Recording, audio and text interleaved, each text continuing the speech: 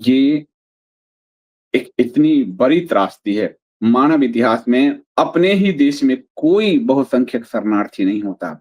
क्या अफ़गानिस्तान में मुस्लिम शरणार्थी होगा?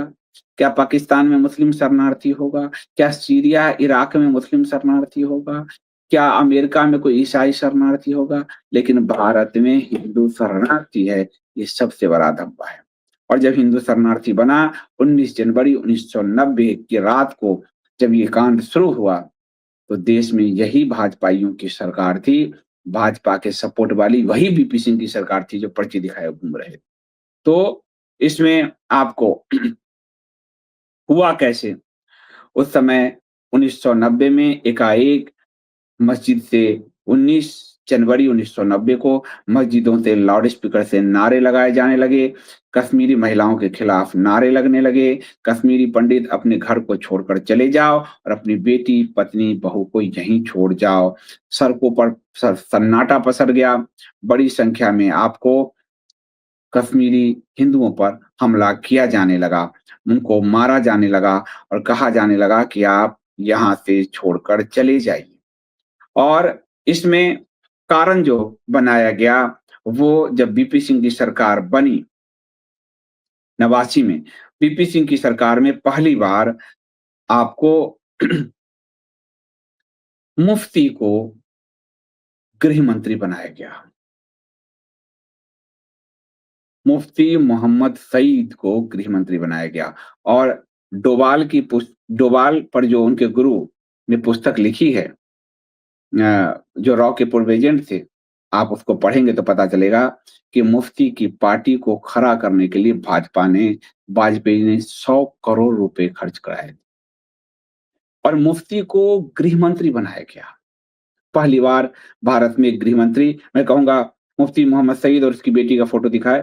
पहली बार भारत में एक गृह मंत्री मुसलमान बना और वो मुख्यमंत्री गृह मंत्री बनते ही सबसे पहले उसकी बेटी का अपहरण होता है। और बेटी का जब अपहरण होता है और उसके बाद उस 8 दिसंबर 1989 को रुबैया सईद का अपहरण हुआ। ये अपहरण भी झूठा था। अपहरण के नाटक किए गए और ये अपहरण किया गया आतंकवादियों को छोड़ने के लिए और मुफ्ती मोहम्मद सईद देश के जो पहले मुस्लिम गृह मंत्री बने थे, उन्होंने आतंकवादियों को छोड़ने की शुरुआत की। मुफ्ती की पार्टी को वाजपेयी ने खड़ा कराया, मुफ्ती की बेटी महबूबा की पार्टी के साथ मोदी ने सरकार चलाया। कश्मीर में जहां कठुआ को हिंदू विहीन बनाने का षड्यंत्र चला और जहां दोबारा टारगेट किलिंग की घटनाएँ हुई। मैं आपको इसलिए बता रहा हूँ कि आपकी आँखों पर पड़ा हुआ पर्दा बताकर भी नहीं हटता कि भाजपा हिंदूवादी सरकार है। मुफ्ती को रोकने की क्षमता भाजपा में थी, 85 सीट थे कि कोई मुसलमान गृह मंत्री नहीं बनेगा, पर उसकी पार्टी को तो वाजपेयी जी पर आरोप है कि उन्होंने खड़े करवाए। मुफ्ती बना और जब कश्मीर से पलायन शुरू हुआ, हिंदुओं को मारा जाने लगा, 89 में एडवोकेट टीकालाल टप्पू, जस्टिस नीलकांत गंजू की हत्या की कर दी गई, तो भाजपा ने सपोर्ट नहीं लिया वीपी सिंह से। भाजपा ने सपोर्ट लिया लाल कृष्ण आडवाणी की रथ यात्रा जब रोकी गई हमारे ही समस्तीपुर में, तब ताकि इसका चुनावी लाभ मिले। कश्मीर में हिंदू मारे जाते हैं, उससे पूरे देश के हिंदुओं को क्या?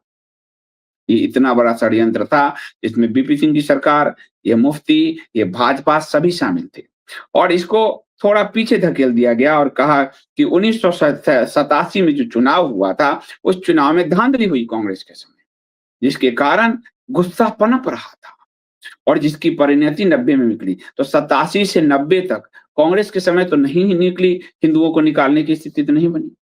तुम्हारे समय निकली और तुमने उसके लिए मुस्लिम गृह मंत्री बनाए, बहाने तो मत बनाओ। अगर कोई और गृह मंत्री होता तो रोक सकता था। तुमने मुस्लिम मुख्यमंत्री बनाए और तुम्हारी इस बात की और पुष्टि होती है कि जब-जब तुम आते हो हिंदुओं का नरसंहार होता है कश्मीर में। आपको वाजपेयी जी जब आए तो नदी मर्ग का नरसंहार 22 से 23 या 24 हिंदू नरसंहार मारे गए। मोदी जी आए पुलवामा और पहलगाम, तो तुम्हारी तो पूरी खेती थी प्रचंड। तो कहा गया 1987 में चुनाव हुआ, चुनाव में धांधली का आरोप लगा और उसमें सैफुद्दीन फारूक और जो है सैफुल्लाह फारूक थे, जो एक एनजीओ चलाते थे और वो जो है चुनाव में जीत रहे थे, लेकिन उनको हरा दिया गया। और जिसके कारण 87 में जो विधानसभा चुनाव हुए थे, तो मुस्लिम यूनाइटेड फ्रंट के यूसुफ शाह भी चुनाव लड़ रहे थे। रुझानों में शाह आगे थे, लेकिन धांधली का आरोप लगा, चुनाव हार गए, फिर लोग सड़क पे आ गए। आज तो आखिरी समय में बदल दिया जा रहा है चुनाव के बक्से बदल जा रहे हैं। चुनाव आयोग 10 दिन बाद डाटा जारी कर रहा है, 7 दिन बाद डाटा जारी कर रहा है। कोर्ट कानून बना दिया इस सरकार ने कि जनता को चुनाव के आंकड़े नहीं दिए जाएंगे। कहां हो रहा है हिंसा? किधर हो रहा है हिंसा? ये सारा खेल मुफ्ती को गृह मंत्री बनाकर खेला गया और कश्मीर को हिंदू विहीन बनाया गया। और आज कश्मीर में हिंदू जो कश्मीरी पंडित अभिशप्त हैं, वो लौट नहीं सकते। इस सरकार ने 370 हटाने का नाटक किया और उसको डोमिसाइल एक्ट को पीछे से लागू कर दिया। उसके लिए आपको 15 साल आप कश्मीर में रहे हो तब आप बच सकते हो, अथवा आपको एग्रीकल्चरिस्ट सर्टिफिकेट हो तो बच सकते हो। कश्मीरी पंडित वहां रह नहीं सकते, उनके लिए कॉलोनी सुरक्षा नहीं है। टारगेट किलिंग करके असंख्य हिंदुओं को मारा गया। और उस पर से राज्यपाल मनोज सिन्हा का किसी भी आतंकवाद को धर्म से ना जोड़ा जाए।